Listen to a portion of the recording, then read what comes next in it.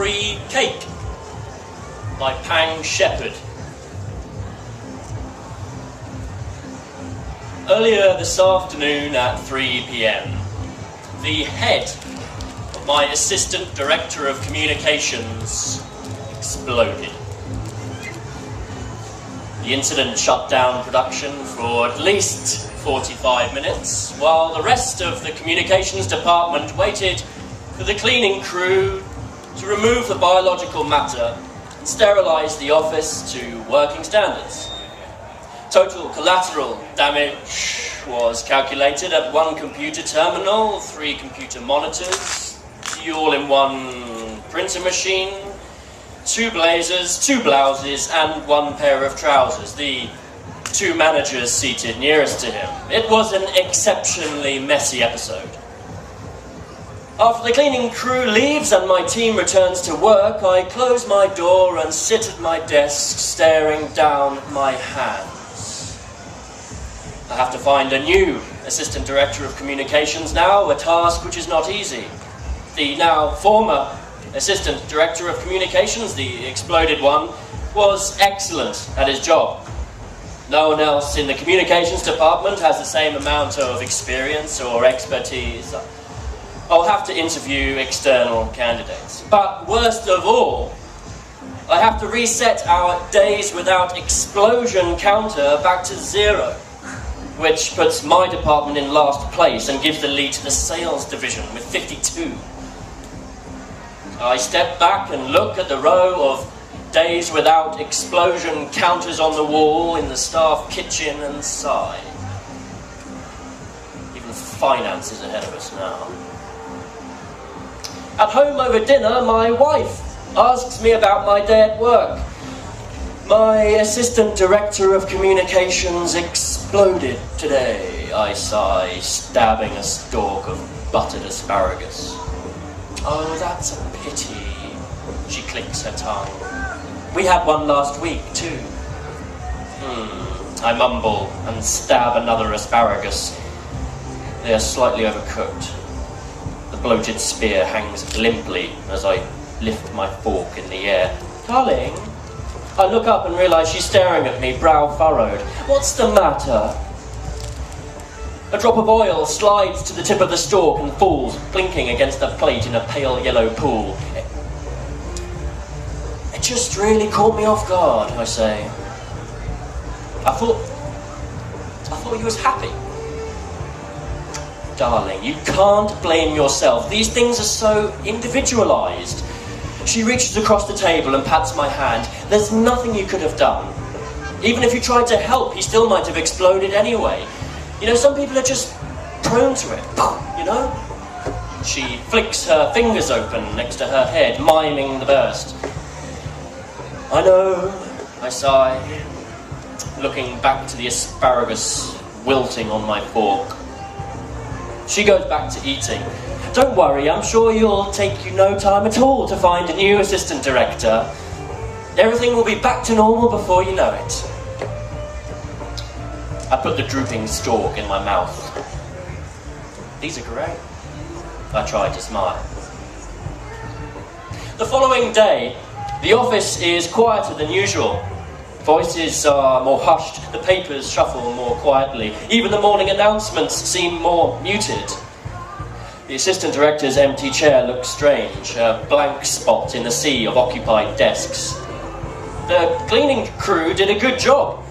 Everything has been wiped down and disinfected, ready for the next assistant director of communications, and all of the reusable property has been lined up at the top. They even managed to save his paper clips, painstakingly cleaning each one. You can't tell at all that just yesterday they were covered in blood and grey brain meat. I work my way through the stack of reports I have to approve, carefully examining each one and stamping the upper right corner with my red processed stamp.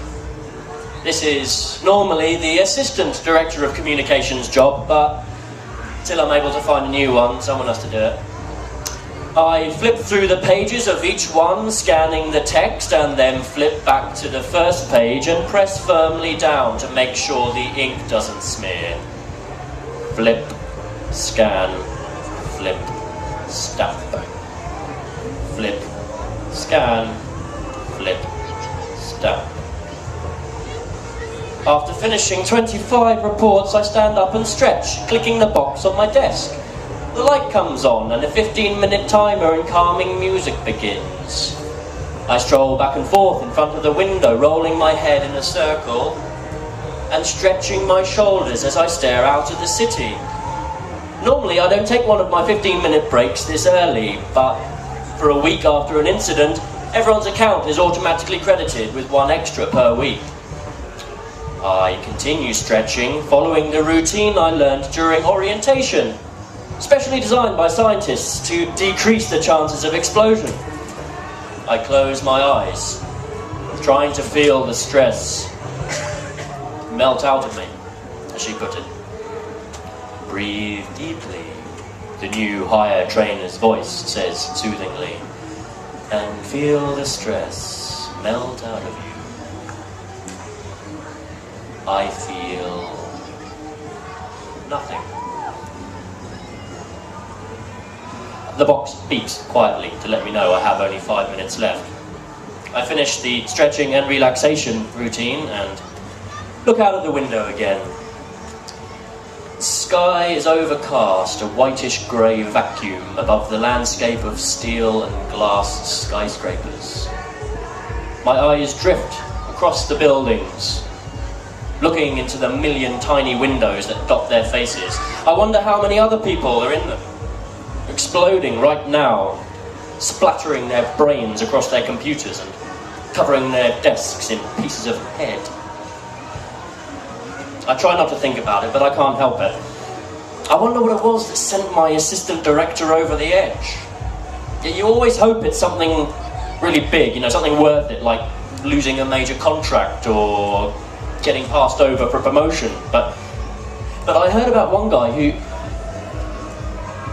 came back from a 3-day weekend, turned on his computer, found he had 500 emails and exploded. He took one look at the screen and detonated. Or this other woman who sat the staff kitchen microwave too high and burnt her lunch. Melted the plastic container right down onto her low-fat pasta. She opened the door and saw the smouldering mess and just blew. My box beeps again and the music cuts off abruptly. I sit back down and reach for the 26th report. Between reports 41 and 42, I visit Human Resources to close out the paperwork for my exploded assistant director and submit an advertisement for his newly available position. I've modified the package slightly. I've added an additional hour of flex time per week and increased the daily lunch break allotment by 5 minutes. The head of Human Resources raises an eyebrow at the changes, but she makes the changes without saying anything. It's a shame. She sighs. She's finished, her chair squeaking as she turns towards me. He was such a productive employee. I nod, watching the blubber in her neck quiver as she talks, rippling like waves through an ocean. Wow, luckily we've got a birthday today. She clicks her red pen, gives me an even smile. A 30-minute break and a free cake should do wonders for morale. She turns back to her computer. I'll make the announcement just after lunch. I take the elevator back to my floor and return to my desk. Everyone looks up as I enter the room. I smile pleasantly at them, trying to exude friendliness and calm, but they lower their heads and go back to typing. I work diligently for the rest of the morning, trying to clear the pile on my desk. Flip, scan, flip, stamp. Flip, scan, flip, stamp. When the lunch bell rings, I wait in line at the microwave, holding my plastic food container. Inside is leftover steak and slightly overcooked asparagus from last night. I put the container in the microwave and turn the dial. They are probably nearly gelatinous by now. I return to my desk with the steaming container and continue working, my red processed stamp in one hand and my silver fork from home in the other. Flip, scan, flip, stamp, bite. Flip, scan, flip, stamp, bite. The asparagus squishes between my teeth as I chew. Soft like pudding.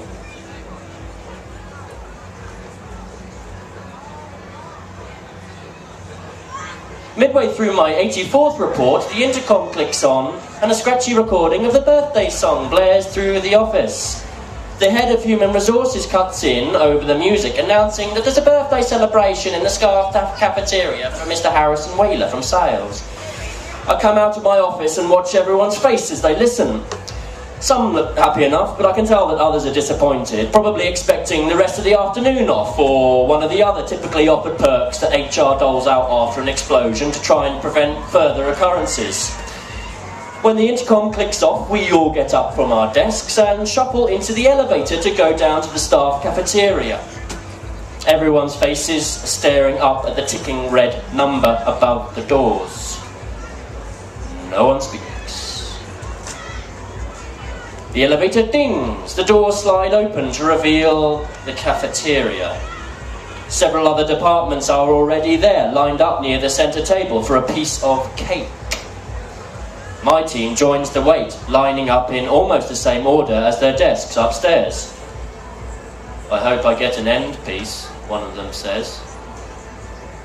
I look around, trying to figure out who Mr. Harrison Wheeler is. And then I spot him. He's at the far end of the room near the cake. He's slumped awkwardly in the stiff-backed chair at the head of the table. A paper cone hat fixed to his balding head, a long cake knife in one hand. His face is blank, a limp mask of skin and hair. Happy birthday, Harrison, the head of human resources sings merrily, chin wobbling, and sets something shiny down on the table in front of him, nearly knocking the red bow off the top with her thick fingers. It's a special stress reliever, engraved with your name on it. The CEO had it moulded specially for you, so it fits in your palm perfectly. Just hold it in one hand, give it a squeeze. Isn't it great? Harrison looks down at the engraved stress reliever, his face still blank. His eyes drift up to the party, the crowd of employees milling aimlessly around the staff cafeteria, eating cake and sipping powdered fruit punch out of flimsy paper cups. Our eyes meet across the room. Harrison! The head of human resources leans closer, eyebrows furrowing across her bulbous forehead. Is everything okay? Just for a moment, his expression changes. Oh no, I think. And then his head explodes. The birthday party is over. Half of the cleaning crew's upstairs with us, cleaning the newly vacant sales desk, and the other half is still in the cafeteria, mopping up the remains and bathing the head of human resources, who was completely covered from head to toe in bits of Mr. Harrison Wheeler. I sit at my desk again, sitting down at my hands. Suddenly, one of the cleaning crew trudges through my door. He bends over slowly, looking down at my desk through a tiny plastic viewing window in his hazmat helmet, and he slides a piece of cake next to my keyboard. I'm surprised. It's chocolate with chocolate frosting and not a single speck of brains on top. Fork? He holds a white plastic utensil out to me with one rubber-gloved arm. Free cake, he says, his voice muffled through the full bodysuit. I take the fork from him. Thanks, I finally say. Enjoy! He nods once, helmet bobbing, and plods awkwardly off towards the other desks, cradling 3 more paper plates in his hands. I watch him go and look back to my cake. It looks fresh and moist. have to admit the head of human resources did a remarkable job of blocking Harrison's explosion with her gigantic body. The sweetness of the chocolate reaches my nostrils. Don't know what to do. I sigh and stick my fork